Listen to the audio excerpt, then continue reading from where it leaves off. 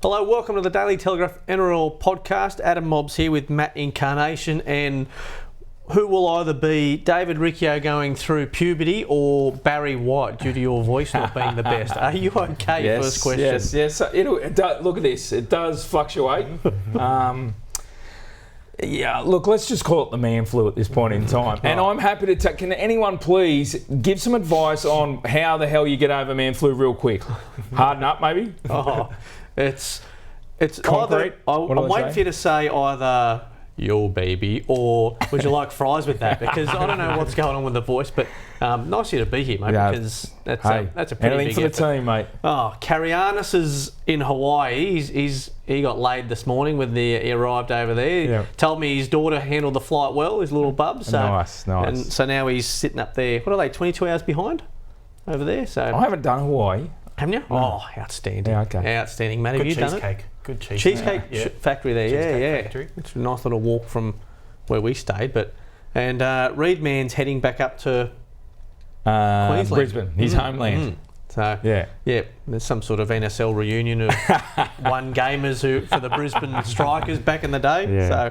So, now we're here for our podcast, but something that popped up yesterday was Latrell Mitchell on his podcast with Josh Mansour. And tell you what, some really telling quotes from Latrell in all this. And the first one I wanted to go through was around the trial that him and Jack Whiten faced, and charges ultimately dismissed, and probably gives you a bit of an insight into how Souths were going this season when he said try fake being happy for 10 months with everything that was going on in the background. And, geez, there was some emotion in what he was saying. I don't know if you guys got to listen to it or saw the quotes, but it could only feel for him after what he'd gone through the past 12 months. Yeah, he's such a key figurehead in the game, is Latrell, and when he does speak, we do latch onto his comments because he is so emotive and he explains himself in a different way to the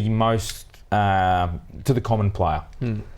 Too often we have a lot of cliched players in the game, and I encourage every player to open up and share their story and give more of themselves. You can't deny that Latrell does that, and unfortunately, as a byproduct of that, it can rub people up the wrong way because he is so honest, but I encourage it. I think it's terrific.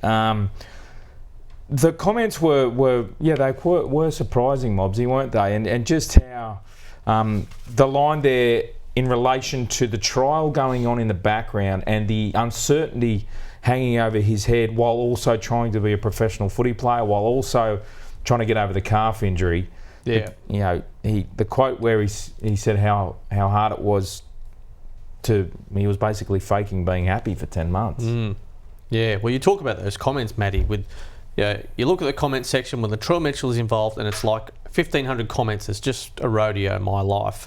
All I've ever done is come out and outline what happens in my community. Being a black person, I'm being me, and that's all I've ever done. All I've done is be a proud black fella, and I think that's why I get crucified most. And look, I don't think Latrell gets everything right with what he says, but God, please go back on any of these and find any time that I've been 100% right on anything or 10% right on something. But I love the fact that he's so forthright, Dave, as you said. But yeah, Matty, I hope for this sake that South next season can get to see the best of him, because I think as he mentioned on there that South haven't got the best of him as yet. Yeah. The fake happy line stood out like anything, and it makes you wonder, because he plays with such a smile on his face every time he plays. He kind of looks like nothing really bothers him when he's playing. But 1,500 comments, he also said, the weight of pressure. It just goes to show that how much he's carrying. Not just in his community, but like with his footy and things as well. So the other line I found interesting was the Dally M Award. Did you pick up on this? Right? Yes. So he mentioned Community Award. Yeah. So he wins the Dally M Community Award, Ken Stephen Medal, but obviously he isn't at the Dally M's to collect the award. And makes comment on the podcast about that he doesn't play the game for awards. He plays for the game for the smiles on kids' faces. And I thought that was a really interesting point, and one which we haven't really heard before from a player. Now, whether it's I don't know. Look, I'm happy to take Latrell for his word, absolutely. But I just hope there's no undertone of I just don't want to go to the Dally M's, Yeah, I hope so. And look, remember when he got racially vilified by a fan out at Bluebet Stadium, and and then immediately after the game there was video. I think Brendan Bradford from Code Sports shot it of Trill walking towards the bus, stopped and posed for fans, posed for photos and took autographs, with fans, which that's his go. And and you talk about that storm in a teacup a couple of months ago when apparently someone approached him at the local footy for photos, and he said not till after the game, and then he got crucified for that, saying he'd said no, and he came out and said, I didn't say no, I said, can I watch the footy first with my family? And then, because I couldn't imagine going to the shops and being Latrell Mitchell. Yeah, that was farcical, because our photographer, excuse me, here we go. Here's the 14-year-old. Here we come. Our photographer Sam Rutten, he's a 20-year veteran photographer with News Corp. Was there photographing for a story Latrell Mitchell. He was there taking those iconic photos that you always see in the huddle around kids and the superstar football player, and he's there so he can hear everything. And Latrell did not deny a fan an autograph. He simply asked them to wait until after the event. And how's this? Latrell said, and so long as you say please and thank you. Yeah. And that was it. I just thought, and that's a byproduct of who he is. As I said, you're gonna get some detractors out there that just want to bring you down. Now listen, there was something he said, and again, I love that he says these things, but this has left more questions than answers for me. When he said he couldn't find that form when he came back from injury that sparked the Rabbitohs year when they were on top of the ladder for a week after round 11, which usurped Penrith from the premiership favouritism for the first time in 2.5 years. He said, it was hard for me to come back and find that form again. 10 weeks too long where I wasn't looked after the way I should have been. Yeah. In regards to his injury. Who's he talking about? Well, New South Wales, himself? I get, Latrell, would have been nice if Latrell identified who he's talking to there, but however, we can only draw conclusions. And remembering that South Sydney took their own high performance staff into New South Wales Origin camp, because of concerns over the way the players were being trained inside Blues camp. Now, the key physio that did follow Latrell in was Eddie Farrar, Robbie's brother, Eddie Farrar in from South Sydney into Blues camp. And one way or another, however you cut it, Eddie Farrar is no longer at South Sydney. And I don't know what's happened there as far as the care for Latrell, the calf, but he's clearly questioning that he was out for longer than what he should have been. And maybe it's as simple as the fact that calf injuries don't take 10 weeks. They don't. But there's an underlying I'm message there. Calf injury at the moment. How long? I don't know. I suffered it Sunday running around Olympic Park. Mate, can you please be back in 10 weeks? Pulled up like, please, I might not be back at all. This might be career ending. Dear me. But Matty, I think we all agree that you want Latrell on the field. The last few years of not seeing Latrell Mitchell, Tom Trbojevic, Ryan Papenhuyzen on the field consistently. Even if you're not a South fan, we're all losing here by not seeing these guys on the field. Yeah, who would have made that call? That call on Latrell? Because obviously Freddie would have wanted him in that setup, would have given him up until last minute. Who's normally in charge of that? It's the high performance staff that advise the coaching staff. Yeah. They're the mechanics.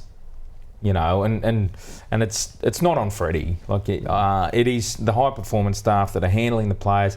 I remember the time they gave Latrell right up until the Sunday afternoon, and it was on a Sunday afternoon final session that he did the calf, and it hurt them. 10 weeks out, it was huge at the time. The one thing I'll say about Latrell, going into 2024, is that he hasn't started a pre-season this early. I would think going back maybe his debut year, even maybe the year after, but it's been some time now that he's been able to start a pre-season this early, and I think that's huge signs. Huge signs that he's going to get a big bank of work. You talk to every head coach, every player, they all talk about having a big pre-season and a long pre-season. And it's the work they do there that sets up the entire year. Yeah, and they've got to get it right because they've got to go to Vegas and play over there. Yep. They've canned the Charity Shield in Mudgee. They'll instead play that Cogra? Netstrata, Oki, Cogra, Wing Jubilee. Stadium. But so limiting the training there. It's going to be a lot of pressure on clubs to get this right because you're not going to Vegas for a pre-season game. You're going for competition points. It's funny, hey. Like you talk to the fan on the street and your mates, and they think this Vegas is just some type of it's like an Auckland Nines event. No, you talk to those coaches of the 4 clubs. They're all treating it they're treating it for what it is, and it is round 1 for them. Yeah, they can't go over there and start on the back foot. So they're going to be geared up big time to win the match.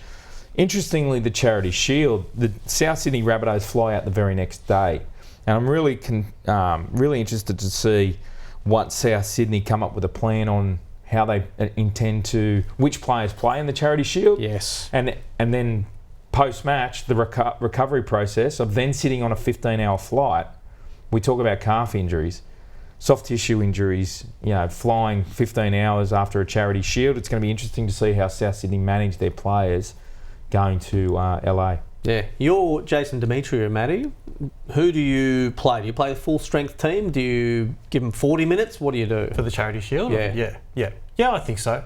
You just want to get as many minutes as possible before heading to Vegas. But I'm still thinking about this Origin thing and Latrell, because when Kalen Ponga pulled the plug, and he pulled the plug a few weeks before Origin and said, I'm not going to be available. Imagine how different it would have been for both Latrell and the Blues if Latrell had just gone, look, I just need as much time as possible to get over this. That way, you're not picking your team 24 hours or 3 days before kickoff. Yeah. There's such a difference there between what happened. Yep. Imagine Jason Demetriou will do this. He's thinking the same, learning those lessons. Just quickly back on South's prep going into Vegas. The other thing too is the NRL Māori and Indigenous All-Stars match will be also played. Yes. Right? So South Sydney will have a fair contingent of players in that All-Stars match, of which will ultimately they'll play that. I think there'll be a measure of, okay guys, who's in that and who also needs to play the Charity Shield. Like, I think it'll only be one or the other. Yeah. But talking to JD, it is about definitely having a significant hit out before going to Vegas for every single player in that South Sydney lineup, be it All-Stars or Charity. Yes, what's that? That's Feb 16, and their Charity Shield game is 17th. So yeah. So again, diluted a bit. Yeah. Bit to go on for South, and one of the telling quotes from Latrell for mine was the expectation on him to just we all said it. Latrell's coming back. South are just starting to get somewhere. Maybe they'll kick on and make a finals run, and they didn't. And it's all right. Latrell's back, and we'll be all right. We'll win again. Just the pressure of that got to me a little bit. So that's Well, I think there was an expectation from within the own team. That's not media pressure. That's from within their own team. And that's probably Latrell just managing his status. Like, he's still a young man. He's still, he has achieved a lot in a short time. He's still young in his career. And clearly it's an indication of him still trying to manage that superstar status of coming back and being Superman. Yeah. He keeps his receipts though, all right. He still has a little bit of a stab there at the Roosters. He talks about those 1,500 comments, so he kind of remembers, as much as you think it's all water off a duck's back for Latrell. He remembers what everyone says. I think that's a maturity thing, hey. Yeah. I really do. But I don't think that you must be referring to the fans, because the club didn't want Latrell to leave. Roosters. Yeah, at the time. Not that I'm aware of. No. So, when he says, I just let them know what they're missing out on and what they let go of in a way, The Roosters meant a lot at the time, and I felt like I gave a lot to that club, and just leaving that club on the terms I didn't want to leave on. But at the end of the day, it was better. It was for the better. I'm at home at South, so I've got a great position now. But, I think... But then again, if you're looking for an exit and you're going to go to the most bitter rivals of the Roosters. You're not going to get the Chooks fans wishing you well, are they? No. So that's just, but that's the theatre of rugby league. That's why I love it. So, Yep. Now, speaking of theatre of rugby league, what's going on at the Bulldogs? Because Raymond Faitala-Mariner back at training this week, the club captain. Yep. An uneasy truce after initially being told to not return to training. He's been, what's got 2 years to go on his contract? He has 2 years to go on his contract. He's returned to training. It's going to be interesting to see how it plays out. I guess it's on Ray. He initially spoke to the club about being given permission to look around. There's suggestions of some UK Super League clubs originally being interested. Unfortunately, something never eventuated, which leaves Ray in the situation of, well, what do you do? I mean, I know what I would do. So he's on about $400,000, right? Even if it's, I don't know why he would want to walk away from that. Nope. You know, I would be back at training. Yeah. And I'd be trying to put my best foot forward to try and prove everyone wrong. And there's still a spot for him. He's a registered and contracted player with the Dogs. Just go out there and prove it, that you belong there. Now, you were out there on Wednesday at Belmore. Yeah. Saw Cameron Ciraldo and Captain Reid Mahoney. Yeah, Reid Mahoney. Geez, I've got an interview coming this weekend with Reid Mahoney. And for Dogs fans, if you are looking for an indication of how the wheel can turn at the Bulldogs and how things can change and shift from what was a disappointing season last year, well, the way Reid Mahoney spoke about his ambition to become a better player himself, but also a better leader, highly impressive. Really, really impressive. Spoke about the new recruits, how excited he is, and in particular Stephen Crichton. Spoke about the depth in the halves now and options in the halves, the arrival of Blake Taff and what that can do to give the Dogs a new point of attack. Highly impressive was Reid Mahoney, and I really liked that he was really honest in relation to how much work he's done on himself and what he learnt from that first season at the Dogs, remembering he was high profile signing. He was their big marquee coming over from Parra, and he knows he didn't have the season that he intended. Really, really impressive. And I've got to say, pretty happy camp out there at Belmore at the moment. Did you have lunch there at Gus's place, the Chinese, or were you in the cafe where you were spotted last weekend with RFM? I was in the private room, not the public area. Not the public area. Not where they have the proper secret meetings at 9 a.m. in the back corner of the cafe where no one else is sitting. Yeah, okay, right, okay. No, that's good. Yeah. Lovely. Does he become the club captain? Like, surely Raymond can't remain as club captain, right? Well, I don't think so. Because it was a leadership group. Yeah. And I don't think there's any doubt Reid stays in that leadership role. He was impressive, hey. And I've been around long enough to smell a fraud, and I don't think Reid's a fraud. No. He's poor ear though. Jeez, that's. Oh wow! I did notice the ears. Oh my goodness! When he hasn't got that headgear on. Yeah. It looks like a fruit and veggie. Does he train with a headgear? Stall at Woolies. He even walks around with it normally. No. Were they happy with the draw? I didn't ask. No 5-day turnaround. Good question. Got to be okay. Good journalism, Riccio. Didn't ask about the draw. Well, no 5-day turnarounds, which is great. I think. I don't think the draw is going to be the reason they'll struggle this year if they do. Yeah, well, they can't. Yeah, I think they've got bigger issues than the draw. What about, speaking of the draw, what about no Sunday afternoon games at Leichhardt? Travesty. Yeah. How many? We got more games at Leichhardt this season than last year. No Sunday, no iconic time slot at the 8th wonder of the world. And they've got more games too. Like they've decided to play more games at Leichhardt, and they've taken away Sunday afternoon games. I don't like it. No. I'm a huge tradition and history guy. I love it. Yeah. I love the romance.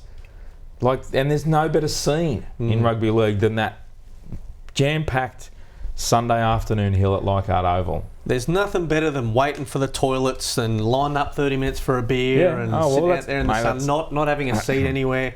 They should put a review into it. You know, I went a review. I went to Leichhardt when they played their last game there as Balmain. They played the Eels back in '99, and it was pouring rain. Oh. The Eels were heading into the finals that year, so we were thinking, okay, everything's going okay. And pouring down rain, and poor Dennis Moran had to drop out from the great in Dennis goal, Moran. and it was into a puddle. The ball didn't go 10 metres, and Parramatta got beaten. And as I'm walking out, Balmain fans are giving it to me. You're about to merge with Western Suburbs, who have one of the worst years ever, and the Balmain fans were giving it to me. Yeah, I don't hold a grudge. Oof. That clearly. No, clearly. Just rocking back and forth in the fetal position. So, The other thing too is the Leichhardt Oval games. I think 3 of the 5 are against interstate sides, and we speak about suburban rivalry, and that's an oversight. You know, like, and how tribalism is the cornerstone of the game. Well, Leichhardt Oval, it should be reserved for Sydney teams only, and at least one Sunday afternoon game. Yeah. Well, One day we'll talk positively about the Tigers. One day. Yeah. Well, it's not the Tigers' fault this time. No, it's not. No. Well, Ryan has asked a question in our, usually this is mixed section, but Right. I can handle this while he's off sunning himself in Honolulu. Ryan wants to know, should the NRL introduce a rivalry round? No, because I like the fact that there are sprinkled derbies throughout the year. It gives selling points throughout the year as opposed to just one round and then it's gone. Yeah. The fact that Parra played Penrith, when's that in the draw, Mobbsy? We round 4. It's early, It's yeah, early yeah, doors, yeah. isn't it? Yeah, But, okay, so you got that one, right? I mean, we beat them all the time. I know it's a big game for Matt's team, but for Parramatta, that's 2 points in the bag. We've got plenty of rivalries. Canterbury, the West Tigers, Manly from the 80s. Yeah. Being serious, my question to you guys is, which games are the rivalry games? Well, that's the point, yeah. So to Ryan wants a rivalry round, but Parra, what are they going to do? Pick one out of the hat? Yeah. I mean, the Broncos, is it the Cowboys from all those 1 point games from the grand final onwards? Is it the Dolphins now? Is it the Southeast Derby with the Titans? Newcastle. You can pick one out, but this is the beauty of your league. We've got so many good ones. Newcastle Manly from 97. And like I was just mentioning, my trauma there from Leichhardt. Any fan in the world can sit there and pick out a day. They go, I hate that club for this reason. That's right. No, I don't like the rivalry round. You've just explained 5 different rivalries for Parra, so they're sprinkled throughout the season. Yeah. We do have a heritage round too, right? So that like most clubs can pick out their preference in terms of who they want to play in those heritage. Yeah, we'll just go and list them. We can have Mug Lair round when the Panthers play the Raiders. We can do. There's plenty of them, I reckon. So don't know why they wouldn't want Jerome Luai, but hey, yeah, well, one of the questions from Matt was, Matt's been emailing me. He's a good man. He's an Eels fan. not me. No, another Matt. Sure, the NRL are taking the piss out of us Eels fans again, giving us a draw that is on par with last year's. Most top 8 team games, playing 5 games against teams coming off the bye. We seem to always get beeped over. We understand these things are easy to do, but Brisbane and certainly Cronulla are getting the rub of the green. 4 point.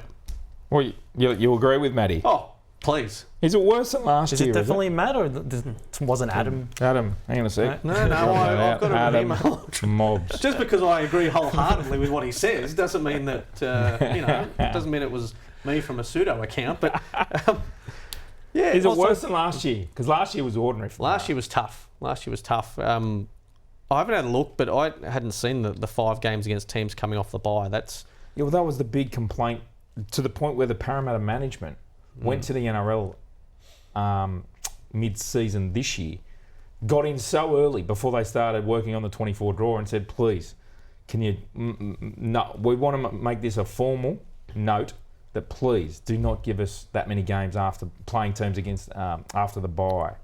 I think Parra are a little happy that they don't have as many Thursday night games as they did last year. Yep. They don't have to wait until round 14 for the bye. I think they get one round 8, which... I think some teams had 2 buys before Parra had 1 last year, so there's that, which helps. So I think everyone can make a case for why your draw stinks, well, apart from Cronulla and Brisbane. So also, because you're not in the top 8 anymore, you are playing more top 8 teams. Yeah. What about the drive-by from Incarnation? That's great work. Did you say that with a big grin on your face? The worse you are, the harder the your harder draw. the draw looks. Yeah. No, thanks for that. I don't know if I should answer this because it's for Dave, but it's from Reedy's man, Johnny Drama. Dave, you appear to have a decent line to Flano. Right. Ooh. He talks a big game on recruiting, and yes, they are in for a couple of unlikely high-profile signings, but there's gaps in the squad for 24, let alone 25. Can he actually land anyone for 25? Hey, Drama. How are you, mate? Well, time will tell, won't it? Well, I'll preface this with the news from Tom Dearden's manager this week that he's in no rush to sign a deal with the Cowboys, who, you look at their roster, they've got a lot to squeeze in, don't they? The Cowboys? Cowboys, yeah. Yeah, absolutely they do. Drama, the thing with Flano is it's an actual shift away from Sharks Flano, where he was quite in a rush and eager to just make signing after signing and get a roster going. He's very much more patient at Saints. And there have been players that have already gone to other clubs that were more than available to Saints as well that Flano has pulled back on. And I don't mind that approach. It's very strategic on who he wants and who fits the bill. I think you're right. I don't see much for 24, but we've already said that previously. That's not news. No. There's just not enough talent on the open market for 24. However, if Flano can land someone for 25 and beyond, I wouldn't be shocked if there is some suggestion of that player asking for an early release, of which would then make him available for 24, because Saints do have money ready to go for 24 if they can get that player early. So time will tell, Drama, but I know there's certainly lines in the water, and I reckon probably between now and Christmas we'll probably start to pick up on how serious those meetings, etc., the attempts to sign the Deardens, Helium Lukey is the other one. Good kid. Is that Saints are pretty keen on. So, yeah, next few months we'll see. Now, there's one here from Panther Troll, and this one says, will Crawley, Paul I'm assuming, not Steve, face up to his inability to objectively see Panthers as the greatest NRL team? Swallow the pill and enjoy the rest of your life being reminded of the three-peat. Parra's lasted 40 years, blah, blah.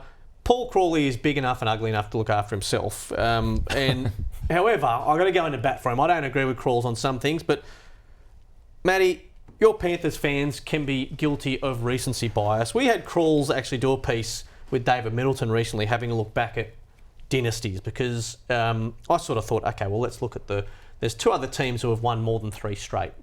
That's the Great St George team, the 50s and 60s, and the pride of the league, the Bunnies, between 25 and 32, they won 7 premierships in 8 years, including 5 straight. And where Penrith are losing players to rival clubs, these guys had the Depression, they had wars, they had everything else that they were dealing with. So there is so much more. I invite everyone, I'll try and post a link up when we send this out. Have a look through these dynasties of what other clubs have gone through, because I know it's great. There's no one denying how great this Panthers side are, because they are terrific to watch. But looking back through and having a look at what these organisations did back in the day to overcome what they did to win these things, and there are some really good stretches of games, because even that 80s Parra team, that was 4 titles in 6 years. So with a couple of grand final losses around there too. So it's always hard to compare eras, but I think everyone that just doesn't automatically get on, they're the greatest because they're the ones who have achieved something that no one else has done before. It just doesn't wash for mine. But what do you guys think? Does he say rugby league team or NRL team? We're all about detail. Well, NRL team, it's since 98. So if there's anyone since, there's no question. Since 98, no question. No question. Salary cap era is the bottom. I always just come back to the salary cap. Yeah. And that's something that we have. The Panthers side has achieved that no other side previously has done, and that's the key for me. And the key point is the salary cap is meant for this to not happen. Yeah, that's right. And they still do it anyway. Yep. And just the turnover of players. They're elite level players. They're not fringe players, you know. And like even Kirk Capewell, you know, isn't. I'm not saying he's in the Steve Crichton kick-out class, but Capewell, he just has success everywhere he goes. He had success at Cronulla, success at Penrith, played in a grand final with the Broncos. Like he's a quality footballer. Panthers let him go. Yeah, you know who? I think Penrith get their dues. I think they get their just dues on how they've gone. The guy who doesn't get it is Ivan Cleary. I still don't think he's quite. Yeah, because that's not his character trait, Modsy. No. He just doesn't welcome the media in to explain, understand, and appreciate what he is achieving. Yeah, he just doesn't like. I've reached out to him prior to the grand final, in the week of the grand final, about just trying to understand how he's got there, and he didn't want a bar of it. And he said, "Dave, it's not personal. It's just not my go." You know. But that's the thing. I love watching the videos, Matt, of post grand final when he talks to the players, the fly on the wall, that relationship with his players. You know, he had a transplant and gave a kidney to his brother. You know, he's done so much. What's wrong with your team? Why don't they promote him more? It's the beauty of the job that he's done, because he's seen most of those kids come through from 14s, Harold Matts, through to, you know, Jersey Flag and NSG Ball and that kind of thing. So I mean, I've got a real issue with a bugbear with the debate about the greatest team, because it's not like they've got different teams for those 3 different premierships, but that's where you bring in people like Matt Cameron and Ivan Cleary, where they've had to they're the mainstays of the last 3 years, rather than a team, because it changes all the time. Well, we're going to wind this up quickly, but I want to find out, what are you guys doing for dinner? Oh, well, hey, chicken. Are you eating, Dave? Chicken soup. A bit of bone broth. Well, Look at this voice, it's terrible. Reedy's ears must have been tingling something, because he said, try some rosemary and a bit of garlic. Okay. And some lemon. No, that's just what he always says. Everything goes with it. But Maddie, anything? Last week I had a little bit of success and got some fans, actually, some good responses on socials about my traditional Filipino dish, chicken dish, and I'm going to have a crack at another one. We've got another staple Filipino one where it's got a bit of tamarind soup. It's actually pretty good. I'm coming around, Matty. I am coming tamarind around. soup and pork. So yeah. So why these great dishes and none of them ever find their way into the office to be shared around with the group? You and I, I call him shot clock, because sometimes we don't always get out early enough for lunch, and if by 2 o'clock I'm so busy I haven't had lunch yet, he just abandons me. He walks out. He goes into himself. So he often plays the shot clock. Yeah, Body's a temple. He rents it out on weekends. No, we're doing tacos in our house tonight. How good? Yeah. Happy days. Fish, pork, meat? No, just beef tacos. Yeah. I'm not a big fan of the fish tacos. I don't know. No? Just not my go. Interest. Yeah, they get a run. They definitely get. I haven't had chicken though. No, you do. Yeah, I do them more in fajitas, chicken fajitas. So I'd like to say I make them from scratch, but it's literally an old El Paso pack, so I don't want to give away any trade secrets. But righto, boys, thanks for stopping by, because there's still plenty going on. Got a couple of weeks before we finish up for the year. So can you go and gargle some salt water? I'll be gargling yourself or something. And, yes. Yeah. We'll do it all again next week.